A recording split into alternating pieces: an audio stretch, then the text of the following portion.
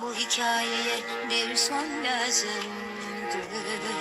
Öyle uzaktan uzaktan hiç konuşmadan nasıl da bağladın beni.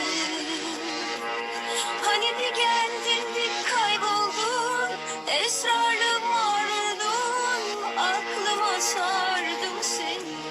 Bomboş koca dünyanın dur hep dersine. İstersin azalsın yüküm, ağır ağır omuzlarım düşer yerlere, anla.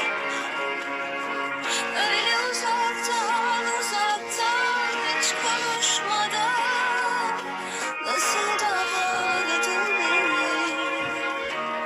Hani bir geldin bir kayboldun, esrarlı. Seni kimseler dinlemez, işine geleni bilir herkes. Yakmaz canımı bu kez serinletir içimi. Senle bir anı, sen kaldın içimde, bir ben yandım boş yere tabii.